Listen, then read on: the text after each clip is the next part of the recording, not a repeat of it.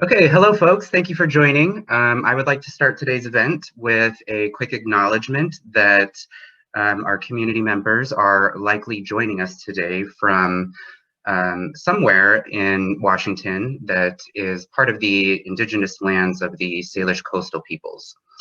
So our folks in Seattle area are likely joining from the Duwamish ancestral lands, and I myself in Tacoma am joining from the Puyallup ancestral lands. I'd like to get started as soon as possible and leave some room for Q&A towards the end. And I'd also like to note that it's been a long time since we've been able to gather like this for one of these events for obvious reasons because of the pandemic. And it's been so long since we've had one of these events, in fact, that one of my younger lab siblings asked for a bit of an explanation of what the initiative is and what it is that we do. And so I think that's a fitting place for us to start. So the initiative is a group of students under the leadership of Dr. Wilson at Seattle Pacific University. And we believe that it's important to, as wonderful psychologists in training, to serve as a beacon of knowledge and a connection to the most recent research, how that's informing evidence-based practices, and be that connection to the community for this type of knowledge. So on that note, it is my honor and privilege to present my colleagues and friends, school psychologist Dorothy Bearson and Dr. Heather Davis, a neuropediatric psychologist, and I will let them take it away. Thanks, Miles, for that lovely introduction. So like Miles was saying, we are from Brooks Powers Group, and I am a pediatric neuropsychologist and also our director of psychological services. And I have the wonderful pleasure of working with lots of little teeny tiny kids all the way up to parents as well. And now I will let my colleague Dorothy introduce herself. So I'm Dorothy, and again, I work with Heather at Brooks Powers Group, and I started off as a teacher and then migrated to school psychology and then added counseling in there just to cover all my bases. And through that work, I've been able to work in the clinical setting and in the school setting, and over the last couple of years have gotten very involved with re-engagement and supporting students and families when they're struggling to attend school. And so when, SPU reached out to us around this topic, Heather and I both jumped at it, figuring that we would meet both needs with the mental health and the practice that Heather has, and then my experience with helping schools and families get kids back to a place where they can attend. So that's sort of where we wanted to jump off for today. Shall we go ahead and get started? That sounds great. Dorothy, do you mind sharing the presentation for us? Not at all. Thank you. All right.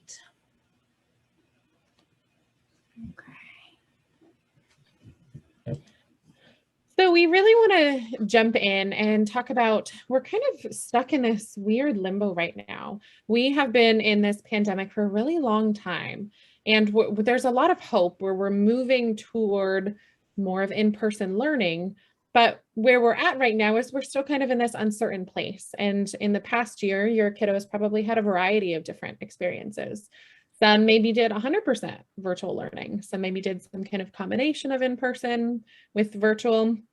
Some may have done homeschooling. And so we really hope that this presentation kind of talks about all of those different factors that contribute to the learning for your children, but also recognizing that there are ways that we can help build their engagement regardless of what you guys are moving toward in the fall. Because this entire pandemic has really been described to individuals, families, kids as like a traumatic experience. So our entire country has been going through this really impactful traumatic experience together. And our hope is that with this presentation, we can shed some light on some of the factors that we see related to re-engagement and how we can support that, but then also talking about what are things that you guys can do like today, like right now, as you jump right into getting your kiddos prepared for whatever their learning environment is going to be. So our goals for today, number one, we would like to talk about what impacts your students' engagement in school, including the role of anxiety. Number two, we would like to talk about strategies to turn a lack of school engagement around and support engagement and learning. And then number 3, how to maintain engagement. Evaluate your strategies for next steps and prevent slips in engagement. So whenever we start talking about this topic, the first thing I want to make sure that we're all speaking the same language around is what is engagement, right? Because it can look very different depending on who we're talking to and the setting and all those components that come with it. So for the sake of this training, and really whenever you're working with the students and families, we want to think about engagement as a student participating in their education to the extent of their capacity in that moment. Key terms here really being participating, right? And what that looks like depending on what's being asked and what they're capable of. Talking about education, right? It's not just academics. We learn social skills. We learn lots of different things in the school setting. So we're not talking about just English, math, reading, writing, right? Another key word in here, capacity. So what skills do they have and what are they working on for engagement? And then my favorite part, at that moment, right? We are not stagnant beings. We change, ebb and flow. So make sure that whenever we're talking about engagement, we're looking at the goal in the moment, the student in the moment, and the environment in the moment, and then we're moving from there. So some helpful ways of looking at engagement to better understand or to talk about some examples. So I love spectrums and visuals. I'm a very visual person. So hopefully this helps our families out as well. Thinking about engagement in terms of non-engagement, partial engagement, and full engagement. Full engagement is the one that I think normally pops to mind for most of us quickest, right? And the way I define it is present for the learning by actively or passively participating. And the important piece here is passively is included because, for example, all of you right now are passively participating in this learning process, right? And we can call that engagement. When we look at partial engagement, this is where some behaviors are present that support active or passive participation in learning, but we also have some interruptions with non-engagement behaviors. So that's, for example, if you're in this training, when you sort of like check your phone real quick, right? Or, you know, there's a loud noise outside and you turn and look out the window. Sometimes we can have examples of partial engagement that extend and make it a little bit more present, but engagement has that spectrum. And then finally, let's look at non-engagement. So this is where the behavior that is counter to actively or passively participating in learning is present consistently. And again, like I said, we're not stagnant beings, so we can totally flow through these 3 examples. I think one last thing I'd like to point out just when we look at this slide is nobody is fully engaged 100% of the time. That's just not how we work, right? Again, my example of the phone. So really 2/3 of the time, that's more of our goal. When we talk about full engagement, it's normal to zone out a little bit. That's okay. So again, remember when we're talking about struggling to engage, we have to first understand what we want to see and keep that idea that it's a spectrum. Some other examples just to help everyone get that picture in their mind of the student, if you don't have that already. Some examples of non-engagement, sleeping. It's a pretty clear one, right? On phone and not academically engaged in the phone, gaming or any kind of video gaming. We also have talking to peers or daydreaming. Remember, daydreaming can sometimes look like passive engagement. So we also think a little bit about the extent of time for which you're daydreaming, right? A quick daydream when you're sitting quietly and listening in class and then tuning back in, that could be acceptable. That could fit our 2/3 rule. If it's an extended period of time, then again, we have that a great example of non-engagement.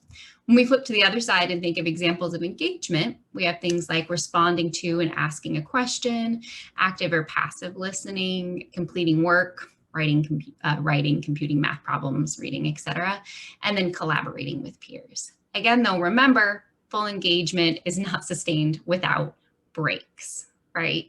None of us could sit through like an 8-hour training fully engaged and present the whole time. Like our biological systems won't allow us to do that. We have to take breaks and eat, take bathroom breaks, all of that. So we're not talking sustained, incredible engagement here. We're talking about realistic engagement based on what we're capable of in those moments. All right, so now that we understand what engagement is, let's talk about when engagement becomes problematic, because that's probably what lots of our families are worried about in the fall or might have struggled with during hybrid or any kind of learning that they had over the last year.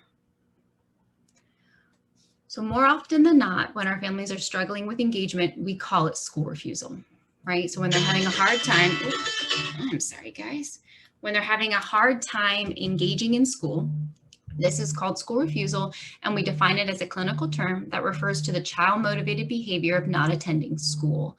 When the term is used in the clinical setting, it indicates to those involved that we should and can take a closer look at what is interfering with school attendance, right? And like Heather and I said in the very beginning, often anxiety is a part of the picture, or some other comorbid disabilities that we'll talk more about as we go through. The big thing to remember too with school refusal is that there's clear patterns. There's clear degrees of severity, and we can look at both to help us better understand where the kid is at and steps for moving forward. Oftentimes, just to help our families out too, you might have heard some of these other terms discussed interchangeably with school refusal, like for example, school phobia or school withdrawal or separation anxiety. These terms can be present when a kid has school refusal, but they're not mutually exclusive, right? So you don't have to have a student who has separation anxiety to have school refusal, right?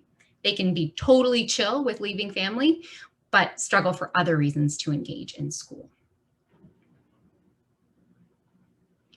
So I spoke a little bit about that spectrum. Let's break it down. Again, love visuals here. So this is one example of how we can look at school refusal and the progression. Oftentimes when it starts out, it's really just in the home, which is why it's so great that SPU is putting this on to communicate and help educate our parents, because they're often the first people to see this, right? Guardians in the home are seeing those or hearing those pleas to not attend, right? Or seeing those high levels of stress and anxiety before school. This can then progress to repeated misbehaviors in the morning. For example, shutting doors or really taking forever to find those shoes that they just, for somehow, are just gone, right? Or avoiding getting on the bus. I see that one a lot.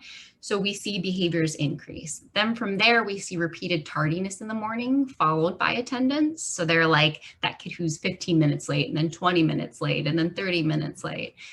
And then this moves to periodic absences or skipping of full classes, right? When we're talking high school, this is like that kid who's always missing first and second period, right? Or first period. So we're seeing a pattern develop. We're also seeing an increase in repeated absences or skipping of classes mixed with attendance. So let's say we had a kiddo who's missing first and second. Now after lunch, they're missing third and fourth, right? So it's starting to increase and be repetitive, right? So we're seeing this day after day. Sometimes we can also see a pattern with Mondays and Fridays, right? So they struggle to come back after a weekend or they start the weekend early. Same thing around holidays. They'll have a hard time coming back from a holiday. Which is again why this is so awesome, because we're talking over the summer. That's a pretty extended holiday for our students. This can then progress into complete absence from school during a certain period of time. And then finally, we have complete absence from school for an extended period of time. And this can look like years. With some families that I've worked with, they haven't been engaged with the school in a positive way for over a year. So they're missing extended amount of education. So when we take that spectrum, right, we can put it into this phenomenal framework that, don't worry, is supposed to overwhelm you at first sight. I love this slide so much. And if you take anything really away from this, besides maybe some of the strategies that Heather and I will give you later, remember this awesome graphic, because it scares you at first. But when I break it down, it's actually, from my perspective, and hopefully for families, really, really comforting. Because what it does show you is that school refusal has factors that impact it. Right? It has child factors, parent factors, family factors, peer factors, school factors, and community factors. And in every single one of those areas, we can put interventions in and we can do things to help, right? So everywhere you see a little orange line in here, there's an area for intervention. There's something that we can do, right? You can connect with school teams, community teams, all of that, and come together and help in each of these areas. So an example of a child factor might be anxiety, right? An example of a parent factor could be something that parents are struggling with, right? Let's say they're having a hard time finding work, right? That's going to increase stress and cause difficulty for our parents and guardians. An example of a peer factor could be bullying. The student could be experiencing some really negative interaction with their peers. So when we assess and look at school refusal, we have to think of it in terms of this web and these factors. Because if we're not, we're missing something. And that could be a loophole to providing long-term change for our students. So another thing that I always bring up for families is truancy. Whenever we talk about school refusal, this almost always comes up because it's really, really scary for families to get those horrible robocalls and to have people talk to them about the Becca bill and dealing with courts and fines and all of that. I've worked with so many families who are just in tears because they're doing everything they can, but their kid's still not attending. And then there's this court Becca process. So I wanted to separate the two. Right? School refusal and truancy are two very different things. And what helps us define the difference is what the student is doing when they're not in school, right? So our school refusers often want to do well and say they intend to come to school, but then they can't get out of bed in the morning, as one example. Versus our kiddos who are truant are often going to the malls, if that's still a thing now, or hanging out with friends or doing pro-social positive things instead of coming to school or when they leave and skip school. So our truant students often have little care about missing school, and they often connect with friends, all that kind of stuff. And then I will throw out, just to help everyone kind of understand the difference too, in my last 4 years of working directly with districts only with school refusal kiddos, I haven't come across one truly truant kid, right? So keep that in mind. It's extremely rare. More often than not, we have to think back to those contextual factors, and there's something impacting them that we need to help around, right? To help them get to school. So really, we want to think about the child motivated behavior, right? Is the student motivated to do school? So again, two very different things. And the more we're helping schools to understand this, the more we can piece them apart so that we're not necessarily pushing our families, or our families aren't necessarily experiencing all that negative interaction around truancy when it comes to school, because that really doesn't set the right tone. We want you in the building. All right. So going back to that really big, amazing, complex, but not so complex graph that Dorothy was talking about, you really aren't alone. Like, the whole point of talking through all of these pieces is there's a variety of different factors where we can intervene. There's community and school are your really two big areas to start. Oftentimes parents feel just like totally like stressed and frustrated and overwhelmed because they're like, why can't I get my kid to go to school? Why is this happening? I don't understand. And it's so complex. If you're really thinking about all the factors that go into it, it's not just my kid doesn't like school. If it was just that, then it would be like, okay, what can we change? And that would just be like a quick fix. But there's so many more factors that go into it. And we are going to talk in more detail about what those are. But we really want to make that message very clear that it's very complex. There's a lot of resources available, and that you really, really, really want to connect with your school and your community setting so that you feel like you have that support in navigating what this challenge is. So thinking about the prevalence, first of all, unfortunately, we don't have a whole lot of data. The data is pretty limited. It's very old. And if we look back, like 2007 or 2012, like that's a really long time ago. And this pandemic is changing a lot of that data as well. But the big message is we need to know that it's very equal, boys and girls. It's equal across socioeconomic status.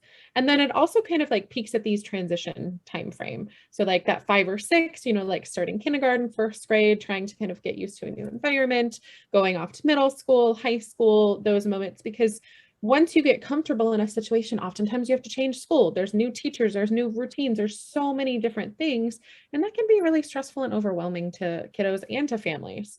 Sometimes you might change where you live and then have to redo that. And you might see that kind of in between there as well. So the common features that we see, and Dorothy and I see this in the clinic all the time. And we see a variety of them depending on the age of the kiddo too. So especially like when you're thinking of, just keep in mind like young kids and then adolescents, their behaviors are going to show very differently with the school refusal. So when we're thinking of these internalizing behaviors, so general and social anxiety. So kind of thing like, I'm not really sure, like, how do I make friends? I don't want to raise my hand in the classroom. Like I don't really know how to talk to the teacher or ask questions. So not really knowing how to respond in a situation that's outside of your home. Social withdrawal, just oftentimes even disengaging. So sitting there, not wanting to talk to peers, not wanting to engage. Depression. And with young kiddos, we don't often see like depression symptoms. We see a lot of irritability. So a lot of that kind of like grumpiness, maybe like, I don't want to, more of like an attitude challenge. So we see a lot more of that with the younger kiddos. And then the depression symptoms, we see more like middle and high school range. You might see some of the depression signs, like more of like just like lots of crying or sadness in young kiddos, but we tend to see more of like the true depression symptoms in the older. So fear of, oh, I can't go to the bathroom at school, or I don't want to eat in the cafeteria, there's too many people. Fear of, it's really, really loud, the sounds bother me. So lots and lots of different things that you could be fearful of. Fatigue, just getting really, really tired, especially like really tired at the end of the day too. Like maybe they hold it together during the entire school day. We hear this a lot. And then like they come home and they're a totally different kid, and parents are just like so overwhelmed with that experience because their kid's fatigued. They've used every resource they possibly can to hold it together during the day. And then they just totally melt down. Somatic complaints. Oh, so I have a headache. Oh, I don't feel good. I feel nauseous. My stomach hurts. Anything that you're complaining about, like some sort of like bodily sensation that's happening.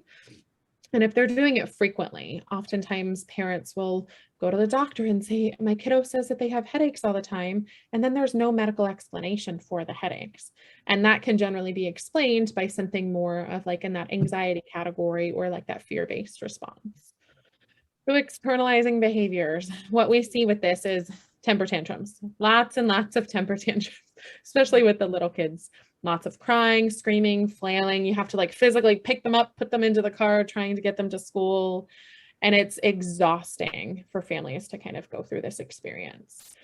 Verbal and physical aggression. So sometimes kiddos will, especially Sunday nights, morning of school, they start to have these really big behaviors when they are totally fine on all of these other days or during holiday breaks. And then they're like yelling and they're acting like a different child, and families feel confused by this. And it's generally, again, kind of explained more by that anxiety piece. Reassurance seeking. So like, okay, so what's going to happen? What time are we going to be there? When am I going to be picked up? What's my after school activity? Asking like a million different questions over and over and over again. That's when they're trying to just make themselves feel better in those moments, because the anxiety and the worries and the fears are just like boiling up, and they're trying to like suppress it down as much as they can. Clinging. So kindergarten, first grade timeframe, you see this a lot, where kiddos are like, they can't leave the parent's side. The parent stays in the classroom 30, 45 minutes just to get them like entered into the classroom. And this can go on for days, weeks, months. And then that just ends up kind of prolonging that situation. Refusal to move. Nope, you are not taking me out of bed. I am not leaving my room at all. Just kind of stuck in that position. Non-compliance, also like, nope, I'm not doing that. I'm not going to shower. I'm not going to get dressed. I'm not going to eat my breakfast. I'm not going to do any of my routine because I'm not going to school. And then it turns into parents like having to like force them along in these situations, and it doesn't feel right. And it feels really uncomfortable. And then sometimes running away from school or home. So like Dorothy was talking about too, like kiddos, like where they just like have to escape that environment. Like it's just too overwhelming, where they might leave the classroom, and we call that eloping. So like getting out of the classroom, like running down the hallway. Sometimes we'll see that with kiddos. So it's really important to kind of recognize those two separate areas too. And if you're noticing any of these behaviors, definitely seek support. Talk to your school. So we are hopeful that we will get to a post-COVID-19 era at some point relatively soon. We recognize that right now, as we're recording this, there's an increase in cases right now. So there's a lot of uncertainty with what's going to happen in the fall with school attendance and what that's going to look like fall, spring, moving forward. So a lot of the things that come up are kiddos are worried about getting themselves sick. They're worried about what happens if I get this? What happens if someone gets this? Are they going to die? Is my friend's grandma going to be okay? They start to ask a lot of those questions. They get concerned about other health things like, oh no, I didn't wash my hands after I touched that thing. What's going to happen? Concerns about like friendships changing because I only saw my friends in this kind of environment for an entire year. How do I make friends? Are they still going to be my friend if I see them like in person? What's going to happen? A preference for even a slower paced thing like, I don't really want to go to school. Can I just keep doing this virtual thing, online school for the rest of my life? We've heard that from lots of little kids. They just don't want to, they're like, oh, this is okay. I'll sit in front of a computer and this is what I'll do. And parents are like trying to navigate that. Fear of being able to do like academics or being, behind their peers. Also recognizing all of your peers are going through the same situation, especially like middle and high school kiddos who had to finish out high school and now are transitioning into college maybe, and trying to navigate what that really looks like. And am I going to measure up? Am I going to be able to be successful? Having a lot of decreased motivation and mood after reduced physical activity, because sitting in front of a computer, you don't have recess time. You don't get to get up and move as much. You usually have breaks in your virtual learning time, but not all kids have the ability to access being able to go outside for 15 minutes or being able to kind of like engage with other peers for that typical recess time. And then also that fear of being away from loved ones. I have been at my home for a year and a half with my family. Why would I want to go back to school with all of these other kids and these teachers when I can't be around my family? And we hear that from lots and lots of kids. They're like, that home is my safe place. And we also hear it on the other end, like where kids want to go into school because that's their safe place. So we really have to navigate both of those situations from all kinds of different areas. And we're hoping that we can provide you some good strategies. So the next thing is we want to explore, how does anxiety impact the ability to connect and engage in school, and also impacting whether we want to engage in school and where that's kind of funneling that pathway for intervention for us. And we always bring up anxiety when we talk about school refusal, because even if we have other comorbidities, if you haven't been doing something for an extended period of time, it's highly, highly likely that anxiety will be present. So we don't want you to think that we're not focusing on the others because they're not there, but this one, almost guaranteed. So we always start here. So anxiety in the classroom, if you really kind of boil this down to just a general education environment, it's 1 in 8 children, or about 3 or 4 students in every single classroom that have like a clinical anxiety. All of us have some level of anxiety generally because it's adaptive, it's helpful. You have anxiety, you're not going to go walk up to a bear because I'm fearful of that because I don't want to be eaten by the bear. So we all have that general level of fear, which is good. But when it turns into this more like maladaptive or not super helpful anxiety, that's when we start to see some of this like social and separation piece. So that social is like, oh, I'm worried about how I'm going to do on that math test. Like, I'm not really sure what to do for my presentation. I feel kind of embarrassed to talk in front of my peers. And then the separation piece is like, it's really hard for me to say goodbye to parents or caregivers in the morning. I don't want to go to school. I'm worried about what's going to happen when I'm not around them, especially after the pandemic, given the more exposure to germs and virus out there.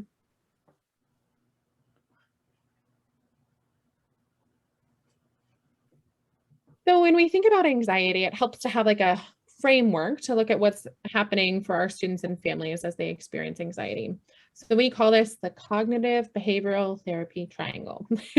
And it's such framework that is pretty easy to understand for all of us and to explain to students and our kids and to have in mind moving through the rest of this presentation to guide our thinking. So what we'll see here is like the thoughts. So any thought that you have in your mind. So a good example is when everything shut down and then we were all kind of going back to the grocery store. Your thought is, oh no, what if I touch something? Am I going to get sick? So like that's probably what most of us were thinking at that time. I know I was thinking that. And then your feeling is like worry, fear, I'm a little anxious, I'm a little nervous. And then that leads to more of those thoughts like, oh, okay, what if I just wipe it down a bunch of times? Or what if I just don't touch anything? And then you go back and forth there. And then you have those actions like wiping things down, wearing gloves, not touching things, not talking to people. It kind of prevented you from doing a lot of different things, and they all connect. And then it goes back and forth in a variety of different ways where it becomes either helpful or not so helpful. And if we're having some of those negative thoughts, we call them automatic negative thoughts. So if you have some of those thoughts that are popping up for you, and then it's leading to more fear, more worry, more anxiety, there's certain ways that we have to kind of like push through that in order to help us. Otherwise, it can prevent us next time from wanting to go back to the grocery store. And then all of a sudden, now we're avoiding the grocery store. And then that becomes our action, which further kind of goes into that triangle. So we really want to talk through that a bit more too, as like we're going into these next areas. So when we think of this anxiety and avoidance, it's a very, very, very vicious cycle. So thinking of our grocery store post-restriction example, you have some anxiety. All of a sudden, now you're looking around the grocery store. How many people are there? Oh no, am I feeling okay? Oh, now, oh gosh, I just left and I'm starting to have a cough and my nose is running. Could just be allergies, but your brain is starting to think of a variety of different things that could be happening. So next time I'll just order my groceries. I'm just not going to go back to the grocery store. And then you're like, oh, that makes me feel better. This week I didn't have to go, so I'm feeling great. So the next time you're going to have more of those symptoms because eventually you'll have to go to a grocery store at some point. It might not be that particular one, but at some point in the rest of your year or life, you're going to end up going there. And so if we handle it like that every time, we're going to have so much more anxiety. It's like grows. So we want to make sure that we don't do that. So our next thing is talking about how we reprogram this. And when we're thinking of anxiety, especially related to the school refusal behavior, the same thing can happen for kiddos. So like, I'm worried about going to the classroom on the first day of school. So part of what I would do is I'm just not going to go. I'm going to refuse. I'm not going to go at all. Then that makes me feel better because I didn't have to go to school today. But then tomorrow, my mom said I have to go to school. I got my free pass, but now I have to go. But I still feel terrible. So if I avoid it again, I'm going to feel even worse the third day and the fourth and the next month and the month after that. So what we have to do is we have to really confront it in a very slow process, and we'll talk through that. But you want to confront the fear that you have. You're going to have a little bit of increased anxiety, but then it's going to come down. It really will. If you can kind of ride the wave, is how we describe it, then you will feel better, because what you're going to have is you're going to have some coping tools to be able to use. Taking a deep breath when you're feeling worried does wonders. And if you can take several of them, maybe even in the car as you're going to school or on the bus, finding a friend to do it with, you can do it by yourself. You can do it with your eyes open, closed, so many different ways. It will lower your worries and your anxiety. And then you're able to feel proud of yourself. You're like, hey, I felt really worried about this and I did it. So I can definitely do it again next time. And you can start to generalize it to other situations too. So now that we sort of understand a very typical cycle, when we have that anxiety around school refusal, we know what engagement is and where we want to get to, and we know kind of what the problem is. Let's break down strategies to help. And whenever we start talking about strategies, Heather and I really like sitting in the world of like, okay, but first let's understand the why a little bit. right? So remember those factors. Well, we can also have functions built in. And for school refusal, there's 4 primary reasons why a kid would refuse school. That looks like avoiding school-related stimuli that provoke negative affectivity, to escape averse social or evaluative situations, for attention, and then for tangible rewards outside of school. So let's kind of look at each one a little bit, because that's kind of fancy language. The one that can often make the most sense right off the bat is for attention. But I want to look a little closer at this, because sometimes we think of our little kids who just desperately want, that have that separation anxiety, desperately want that attention from an adult or a guardian. We could also have a peer who's desperately worried, because I worked with a high schooler whose grandma was suicidal. So she needed that attention, that interaction with her grandma, and couldn't go to school because she was terrified of what could result there, right? So attention is not just that basic interaction that you sometimes picture when you think of like a toddler trying to get an adult attention, right? When we talk about tangible rewards, right now what I'm seeing the most is technology, right? They get that reward that we see that they did that high when you're playing a game, right? But it doesn't necessarily have to be that. It could be anything that reinforces being at home. When we talk about escaping averse social or evaluative situations, this is oftentimes the kid who hates tests or presentations, or any way when they're going to be reviewing a paper, right, and evaluated for it in some kind of capacity. And then when we talk about to avoid school-related stimuli that provoke negative affectivity, this sometimes can be a test, but it could also be just interacting with peers, right? Or handling the lunchroom can be terrifying, or PE sometimes can be really difficult for our kiddos, because just how they feel in their body and all of that. The other thing to remember when we talk about these 4 functions, just because school refusal, remember, is a web and complex, oftentimes we don't have just one, right? So think of it this way. If you initially refuse school because there's a tangible reward, or you're getting attention from, you really want that attention from an adult, but while you're home, you engage in gaming. Now you're getting reinforced for being at home. So you have a tangible reward while also getting attention, and you're avoiding all those tests and presentations. So now you're scared to go back and do those, right? So they can build on each other. So when we think about interventions and support and strategies for our kiddos, this is a great place to start and to move from there. And like Dorothy was saying, they build on each other, and it might happen very quickly. You might get there like, today is Monday. By Friday, my whole behavior is reinforced. I don't want to go back to school. I get to play video games and see my friends and my people. Nope, never have to go back. And that's what happens, is like you avoid just for a brief period of time, then it can grow very quickly.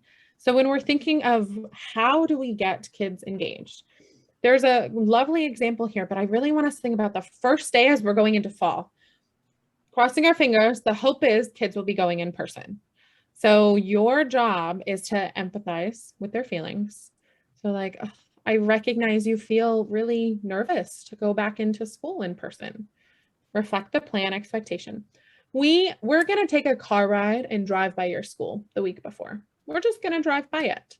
Your job is to sit in the car, wave to the school, and say some positive thoughts like, school, you're a great place. I feel safe.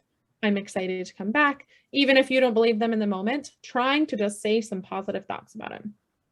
Identify what they're going to do, what that task is that they need to do by the location and completion of the task. So you're going to sit in your seat and we're going to wave hi.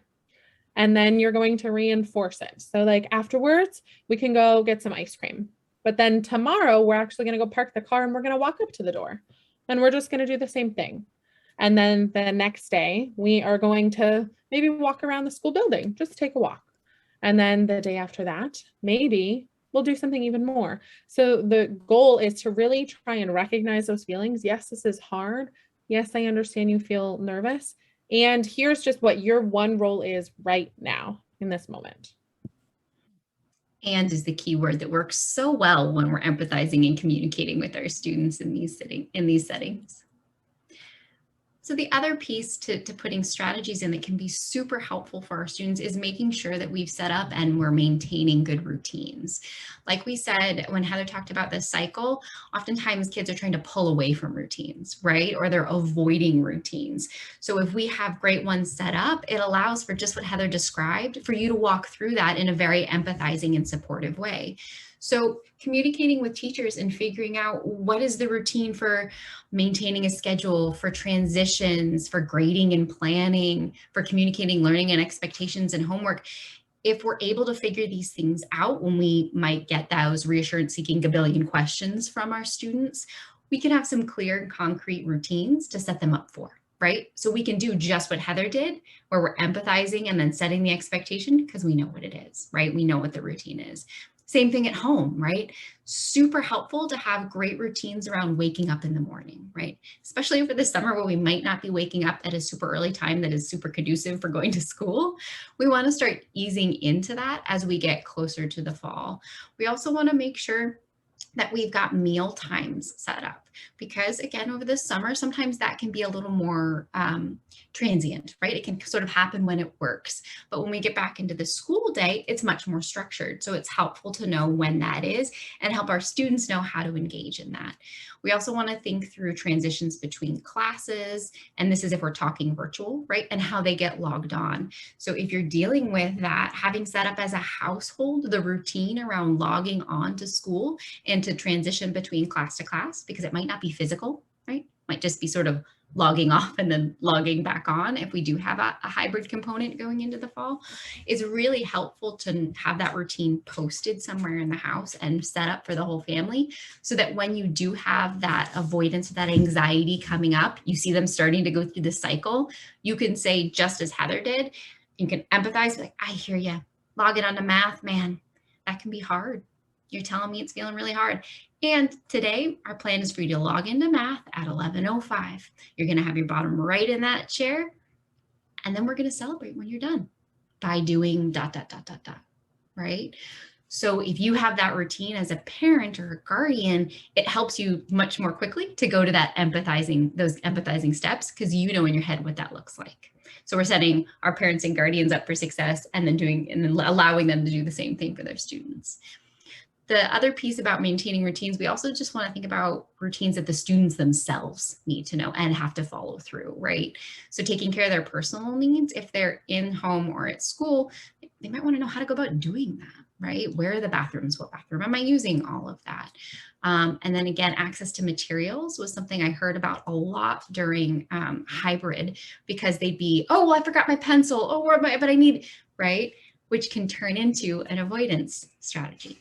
So if you have a good routine around where materials are kept and how to access them, you're much less likely to accidentally, or for the kiddo in an attempt to avoid that negative feeling, to kind of fall into trying to find materials for avoidant tactics. And then as always, homework. Homework's in all three because it's stressful for everybody. So if we have routines set up, we know what the teacher expectation is, the parent expectation is, and the student expectation is. So much easier for us to be supportive and help maintain all of those instead of falling into that avoidance cycle. So what can we do today? What can we start with? So when we're thinking of school refusal, even if your kiddo really enjoyed doing virtual learning, it's even helpful to start with some of these things. Your kiddo might not be in a school refusal phase, but everyone is going to be nervous going into the fall because there is a lot of uncertainty, and every school is going to be different with how they're handling things. So first, we want to identify the positive aspects of school. Hey, you have some friends, or you were talking to that kiddo that in your class the whole time last year, and you guys made a really strong connection. Maybe we can try reaching out to them. Or what are some of your favorite subjects? What's something that you like? These are considered push factors, the things that kind of like push you toward that positive interaction with school. We also want to identify the challenges that you have, like worrying about the work being too challenging, worrying about having no friends. And we refer to these as the pull factors. So the next piece is we want to practice worry time. So we actually want to have an identified time each day where you're allowed to worry. You're allowed to just verbalize all of those worries. And what we recommend to families is to have something called a worry parking garage. You can make a cute little one, or you can just like have it mentally in your head, where if your kiddo comes up to you and says like, oh, I'm really worried that I'm not going to have any friends, or I don't know how I'm going to socialize or what I'm going to do. Oh, that's a great worry. Let's write it down on a piece of paper, put it into our little worry parking garage. And during worry time this afternoon at 4:30, we can sit down, we can go through all of your worries. And so it's really giving them like a very concrete time where they have like a check-in with you and they get to talk through all of the worries without turning it into the reassurance seeking where I want to talk to you about it all day long. Thinking about your sleep routine now. I know it is July 31st right now, but we want you to start taking that bedtime from that maybe 10 p.m. okay to go to sleep time to maybe a couple hours earlier, depending on the age of your kiddo, because what we know is a few days before school starts, adjusting the bedtime routine is not going to be successful. Think about if you take a flight and you have like a 2 or 3 hour time difference. That takes you multiple days to adjust to that. If you're trying to adjust your kid to all of a sudden now waking up at 6:30 or 7 o'clock in the morning when they've been sleeping until 9, it's going to be rough trying to get them to adjust that whole thing. So we really encourage to adjust the sleep routine starting tonight. Model and practice your coping strategies. So practicing just deep breathing within your household. That's a really great thing to do just on a regular basis. Like, oh, I'm feeling a little bit overwhelmed because I thought that I had all the ingredients for dinner tonight, and I just realized I don't have anything. So I have to come up with a totally different plan at 5 p.m. So I'm feeling a little nervous about it, but I'm going to take a deep breath and I'm going to come up with a different idea. And then by being able to model and show that to your kiddos, it shows them, hey, you get nervous or overwhelmed by things too, and you can handle it and move past it. So I'm thinking 2 weeks before school, you want to talk about what the first day is going to look like, making a plan. You can do a visual with kids. You can just write it down. You can have some kind of outline so that they know, okay, here's what time we're all going to wake up. Here's what my job is as your parent. Here's what I'm going to be doing in the morning. Here's what your job is, kind of outlining that so everyone knows what the expectation is. Going back to what Dorothy was saying, that routine is very, very critical. Asking for clarification. So if your school or your district has not released any measures around COVID yet, and you don't have it at that time, reach out to them 2 weeks prior so you know what is the requirement in terms of hand sanitizer. Does my kid bring their own hand sanitizer? Is it going to be provided for me? What are we doing for lunch? How does that all work? So trying to make sure you have a really good plan for what the school day is so that your kiddo feels prepared. Identifying a person at school that they can connect with if they feel overwhelmed. This can be like a counselor, a teacher, principal, anyone that maybe you've either known from the past or someone that kind of feels appropriate moving into, like if you're going into like that kindergarten or first grade, or this is your first opportunity to be in person in school, teacher is a really good one for the kiddos to feel comfortable with and establish that relationship. And then making a plan of action and what your response is going to be if they become anxious in school. So if your kiddo goes to the nurse's office, calls and says, I'm really, really nervous and worried, your response doesn't necessarily mean you're going to drive to the school and go pick them up. In fact, Dorothy and I actually recommend that that's not your response because that will reinforce anxiety. What we recommend is like having a plan, like, okay, you can talk to me on the phone and we'll set a timer for 3 minutes. We can talk about this, or we can talk about what the plan is going to be afterwards, or you can have a break, find a break room. There's a variety of different things that we can do. And this is where we go into that like community school, making sure you guys are all on the same page in supporting that. So the next area is talking about our introduction to stressors. So when we're thinking about this, I talked briefly about this before, but what we really want to do is we really want to start small.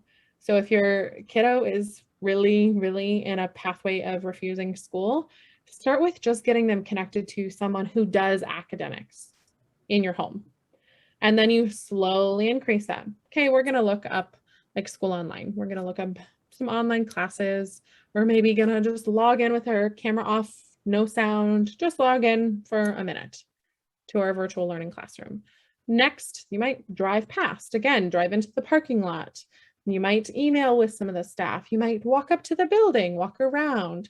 That's kind of that stepwise progression so that your kiddo is not just flooded by going into school after being out of school for so long, but they're having a very gradual introduction to those stressors. All right. And I think the only thing I would add to this too is remembering to take your time. The longer you haven't been engaging in something, the more those avoidance and anxiety has built up. So when we reprogram it, we want to do it gradual and we want to give ourselves the time. I think families having this ladder in their mind can be super helpful when talking with school teams to be able to advocate for yourself too, right? Like, hey, we're in step 1 of our gradual introduction to stressor pathway. That's where we're at, and our goal is to get through that this week. So being confident in saying that I'm working through reprogramming that vicious anxiety cycle, and today I feel comfortable with step 2. So hopefully with all these strategies in place, you're able to, and with the support of your community and school, get your students involved and engaged. What I also want to help around that is making sure that once we're in that pattern, we're being aware of and we're preventing any potential slips or challenges that come up as we go. So when we talk about what's next, it's that ever-present support to keep them where we want them to be. So when we're talking about slips and relapses, these are 2 terms that we use when talking about school refusal and then school re-engagement. A slip is something that occurs frequently. We expect them, right? Like I said, no behavior is consistent. We all have our good days and our bad days. So there might be a bad day in there. So we want to normalize that and we want to treat it with interventions, right? We want to say, hey, I noticed on Monday, real tough, didn't see you, right? Or you had a really hard time going to school on Monday. So next Monday, what I'm going to do, you go to school, I'll pick you up and we'll go to McDonald's afterwards, right? So you're aware of those little pieces, right? Or Monday, when I pick you up, we'll go to the bookstore and grab a book, whatever is supportive. And you're kind of keeping your eye on bumps because bumps happen. We often want to remember that worry or stress can happen when we do have a bump for everybody on the team, especially the student. They might think, ugh, and start falling back in some of those cycles. So again, reverting back to that normalizing, this happens, right? We're just going to prepare for it. We see that Monday, that was tricky. So let's prepare for next Monday, right? Because bumps happen. Relapse is sort of the bigger version of that. This is where we have an intense backslide towards the original problematic school refusal behavior. They can be moderate to severe, and they're definitely preventable with pre-planning, right? The big way to handle them is making sure that you have an immediate response ready. So essentially being there to jump right in and prevent avoidance and address any of those contextual factors that you are seeing have loopholes. So when we look at an example relapse prevention plan, we want to make sure that we're always collecting data. And from the parent and guardian perspective, this is just saying, hey, how are they doing in attendance, right? And how are they doing with how they're feeling about that attendance? When we're checking in with them, when we pick them up at the end of the day, is it a constant conversation about those automatic negative thoughts? Or is it more like, I feel like I did great in math today, but I really had a hard time at PE. Those kinds of things. So we're keeping up on how school engagement is feeling for the student and what that attendance looks like. We want to remember to work as a team, think web, right? If we're not addressing one of those factors, it's much more likely that we'll have more slips that could potentially lead to bigger relapses. And then we also want to make sure that we're really looking for some of those early warning signs or triggers. These are things like the beginning of the school year, right? Which is coming up in a month, and awesome why we're here. We want to make sure that we're looking for after breaks or long weekends, right? Especially after you've had a month, like for example, March, worst month in the school year because there's no breaks. And then you often have spring break following that, right? So they've just powered through what could have been a really challenging month, and then they have spring break. So we can see that increase in avoidance following spring break. Plus the weather gets really nice. So there's much more incentive to be at home. So again, these are all the things to keep in mind when we're looking at preventing relapses. And then also being really aware of triggering events. Key ones are death of a pet, right? Or death of a family member, that's even more so, divorce, moves in terms of households, changes in jobs for parents or guardians. All of these things can be triggering for a student. And if they're already struggling with anxiety or other comorbidities, then they could be exacerbating. And so we need to make sure that we're addressing all those child factors, as well as parent factors if that's playing in, family factors if that's playing in. Like, let's say you have two families that are now married and blending, right? So you're going to have all those components that you're going to want to make sure to support.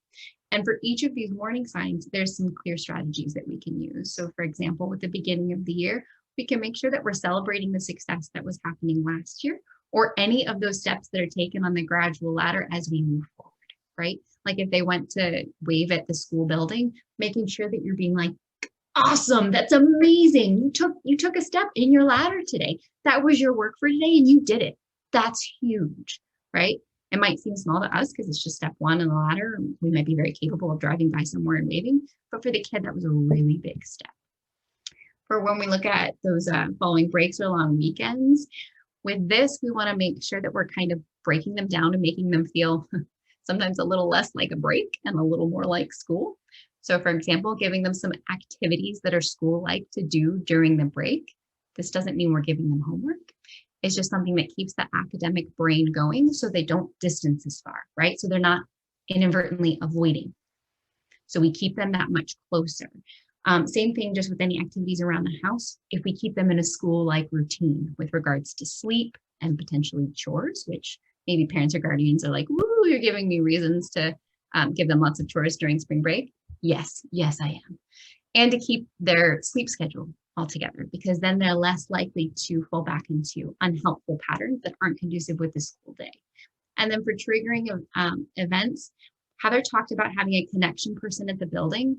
Having a trusted connection in your community and in your school that are all talking is huge. I cannot shout this to the mountain loud enough, because it gives the kid an anchor in the building, right? If something goes wrong, I can go to my anchor, right? I'm pulled to that. I can talk it through. We might need to take some steps back, but we're not relapsing. We're dealing with a slip, right? We want to prevent relapses, normalize and handle slips. And then the last thing I'll throw in here, booster sessions. It's always okay to pull back out the gradual introduction and do some of the stuff from before, right? Or connect with a family therapist that can talk you through some of that anxiety that you were working on, or anything that was helpful before, boost it, because why recreate the wheel? It worked before, let's do it again. All right. The next step too, as far as evaluating success, I give this to school teams, but I like parents having it too, because then you guys know. Oftentimes I hear like, how am I going to know if they're being successful, or when do I know, or what are we looking for, or what really is attending in school, and like, woo, when are they going to get off my back about Becca? So here's a great equation for you to keep in mind. When we have the kid in school full time for at least 2, I say 3, because we all know 2 weeks in school, language can often have a day or 2 missed, right? So it's not really a real week. So I prefer 3. Plus a 75% reduction of distress and challenging behaviors. That equals gradual reduction of intense interventions. So this is when we can start looking at pulling back some of those things that Heather and I were talking about boosting, when we see all those 3 things together. But that doesn't mean that you're just pulling them all away and being like, have at school, right? Because you looked at all those contextual factors and you knew that there were some struggles in each of those areas. So instead, as a team and as a parent, you're looking at which one do we want to pull away first? And then we want to continue to monitor their progress. And then what do we want to do next, right? So let's say that they were frequently checking in with someone in the school building, like a secretary or a nurse, or someone they were very comfortable with. And now we've got all 3 factors and they're doing EPIC. We might want to say, hey, why don't they do that once a week instead of daily? And then we monitor their progress. If these 3 things continue, then we can say, hey, all right, how about you just see them once a month, or they come find you when they have time, right? So just like we gradually build with regards to supports, we want to make sure that we're gradually decreasing. The other piece too, I threw out 2 kind of fancy words, fidelity and integrity, but this really means for everyone on the team to take a second too to assess adult behavior, right? We've talked a ton about our students and how we're helping to change their behavior, but we know it's a web. right? And we're impacting that. So we want to make sure that we're asking ourselves, did we implement this to the best of our ability, right? Did we practice communicating with empathy, right? All of that. And then making sure were there any other factors at play that we needed to consider with regards to integrity, because adult behavior can definitely impact kid behavior. And if we can't answer in the positive or in the supportive to either one of these, then we need to make sure we're addressing those too, right? It's a web and we're in there, whatever our role is with regards to interacting with that student. So just as we have said all along, it is very, very important to make sure we work as a team. So that means parent training. So when we're thinking of that, that's like the training about like, okay, I'm not going to provide that reassurance when my kid asks me a bunch of questions. So that's the training that on the parent side we really need. Or we're going to use that worry parking garage. Or, okay, my job is to stick with our routine and I'm not going to just throw any random things into our schedule without kind of making sure it's part of our routine. And then also the school side too. We really want to make sure that the school is on board and is very familiar with the plan too, because you can't do it alone. So you have to make sure both sides are really integrated with whatever the plan is and that you guys work collaboratively to do so. So we'll just kind of end by wrapping up with some resources that are great for all families to have. OSPI and Washington State Truancy and Attendance has some great documents for parents to read. And then Heather and I had some resources that we thought we'd share as well, as far as, you know, the gradual introduction to stressors, if you want to have an actual form of that. And then the thoughts, feelings, and actions triangle, just again, because sometimes that can be really fun to write directly on, but don't hesitate to click on any of these links and explore. They can be really eye-opening. And then I always have to shout out to those who came before and did all this great research to help me in my knowledge and growth, and to help Heather in terms of what we do for students. So my references and resources. And as parents, if you look up Kearney, there are some awesome books that help talk you through exactly what I just did and Heather did in like a 50-minute presentation, and give you more of the nitty-gritty as well. So feel free to take a look closer at any of these resources. And then finally, we wanted to open it up to you guys. What's next? What do you want to learn more about? What areas do you still have questions? And as always, Heather and I are happy to talk and love talking about this kind of stuff. So we put our email for more information, as well as our clinic phone number. So don't hesitate to reach out. I want to thank both of you for this wonderful presentation. There's so much great information there for all of us to consider and chew on. And I think the best part is that we've got this recorded so that our community members can listen back to it. We will be providing the links that you have in this presentation as well at our Facebook page, the STAR Lab, as well as the Initiative Facebook page. So I think I want to open the floor for a few minutes of questions.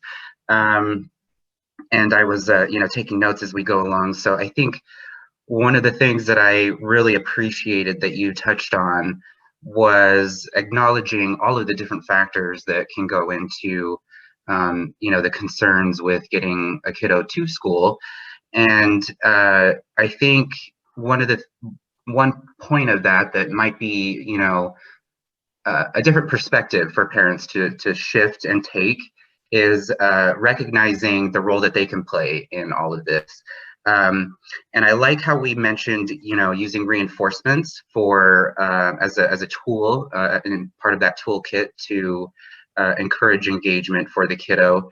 What can we tell our parents out there who might be struggling to understand using those reinforcements in the context of something that we would normally consider to be not like a good thing, like refusing school? Why are we talking about reinforcements in this scenario? And maybe you can provide some insight into, the psychology behind that. Dorothy does a great job as our school re-engagement specialist, so I'm going to let her take it away.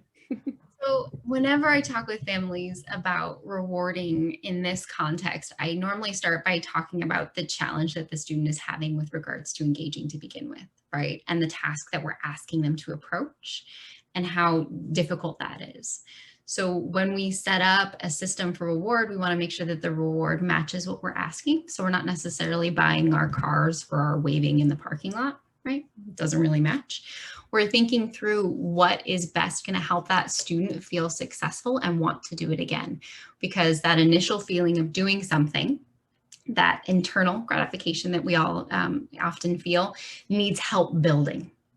So it might be real small to start. So if we add an external reward to that, it can help build that. And eventually we can see a transition to what works best, while also recognizing that external rewards, we all have them. I mean, I get paid to go to work. I'd probably go to work 2 days a week for free, but I don't think I'd do all 5. I mean, and I love what I do, right? So whenever we're asking our students to really engage in something that can be really tricky, it can be super helpful to build that intrinsic motivation by having a little bit of an extrinsic support. And then remembering that we're not talking the Maserati for the task, right? We're making sure that they match well and that we're supporting everyone on the team to go through that. Would you add anything, Heather? I think that's excellent. Yes, we really want to use like a scaffolding approach too, because like we want to model that behavior. We want to make it really positive. We want to make it really engaging. And even with all of those things, we need a reward. And that could be something really, really small, or like marbles where they build up for something at the end of the week. It really kind of depends on your kiddo. So making sure you are working with your team to really identify what is going to be motivating for your kiddo, what's feasible for your family, and then also what is something that can help them over time continue to grow that internal motivation too. For sure. And it doesn't always have to be tangible, right? You don't have to do the ice cream. It's just in trainings like this, it's the easiest thing to give an example around, right? Because people can wrap their heads around buying an ice cream cone. But as long as it's motivating for the kid, I've had kids do driving by the lake because they just love watching the birds fly off the lake, right? So you pick them up from school and you drive by the lake. And it can also integrate family too. So you could do fun things like they get to pick family dinner, right? And then we're building in a super positive social setting with a reward, and it's like double bang for your buck. So something that's super challenging for our students and has been so negative potentially. Remember I said this could have been going for years, right? So negative. We want to flip that. We really want to flip that narrative. That's so helpful, especially for folks who this may be their first time being introduced to this idea, you know, getting away from the idea that we might be coddling the kids in some way. And in fact, what we're doing is really acknowledging the hard work that they're doing in this process. So that's great. Thank you. Yeah, and I had a question to follow that up. So I know a really tough distinction for some people can be the difference between an incentive and like bribery. So how can you, I guess, what are some tips for parents on how you can create an incentive for your child without falling into bribery? That is such a great question. And Dorothy and I talk about this all the time. We have these conversations in the clinic daily where parents are like, but it's a bribe. And the easiest, fastest way to remember this is if you set it up in advance, it's a reward. Yep. Like that's the short and sweet answer. If you're saying like, I'm going to give you ice cream if you just be quiet, that's considered a bribe. But if you're like, if you can have a quiet mouth during our entire car ride, then we'll go get ice cream. That's a reward. Because you're setting it up, letting them know what they can get for the expected behavior versus trying to stop a behavior in the moment or getting them to do something in the moment and just like trying to throw out whatever you can think of on your mind. Mm-hmm. And for the adult perspective, think of it as our work contract. We don't, like our bosses don't say, if you will please just get this done, then I will pay you at the end of the week, right? We have contracts that say you will get X amount for X amount of work at X amount of time, right? So that's a system where we're being reinforced versus being bribed. That is really helpful. Thank you. We get asked it a lot, so it's a very good question. Anything else?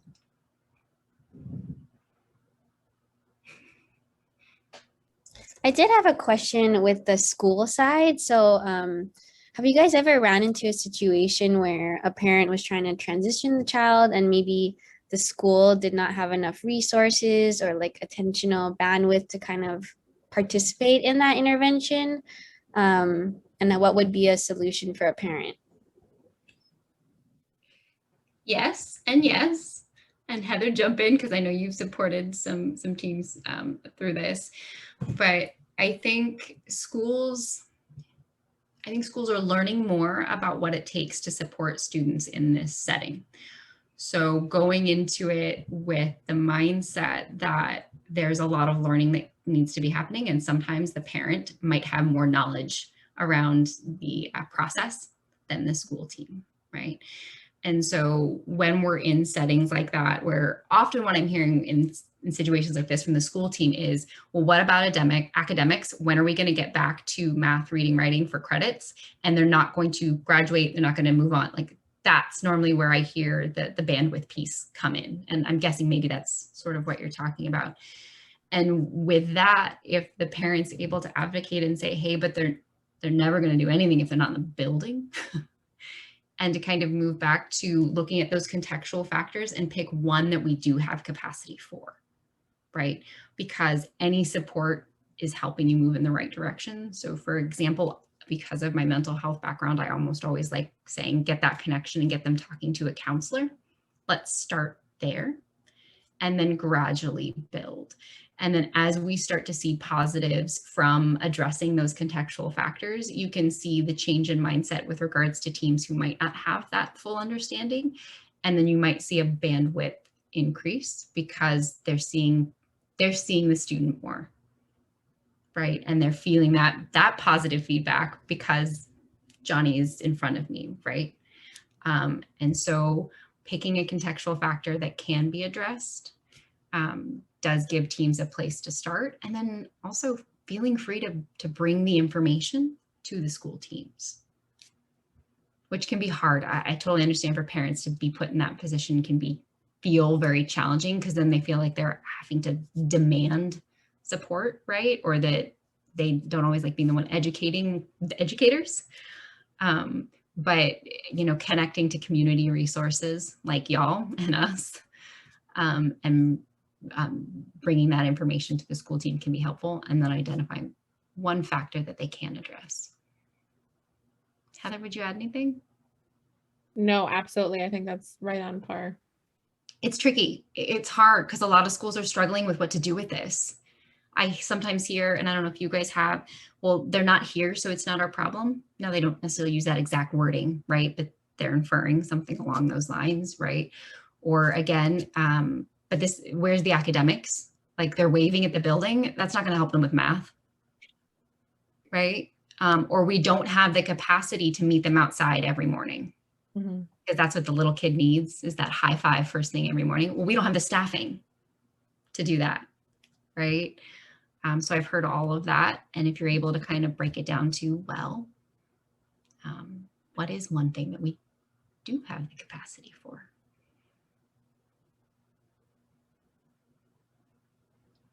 I appreciate that, especially for, you know, parents who may be feeling out of hope, you know, that just because one option is shut down doesn't mean that there aren't other options that can be addressed. So that's really helpful. All right, well, being mindful of the time, we only scheduled an hour for this, and we had so much wonderful material and great questions. We're slightly over, but I just want to, again, express our gratitude for the time that you put together in creating this content and the time spent with us today and sharing it. And we look forward to posting this on the web so that we have more, there's more access for our community out there. So we just appreciate you so much. Of course, and really reach out. We want to help. This is tricky. That web is intense. And if we can help with one part of it, that would make my day. Absolutely. Wonderful. Thank you guys for having us. We love being able to connect with you all and the community too. And on behalf of the Initiative for Individuals with Intellectual and Developmental Disabilities, we want to thank our community members for watching and sharing this content so that everyone has access to it. And on that note, we will end our session here. Thank you.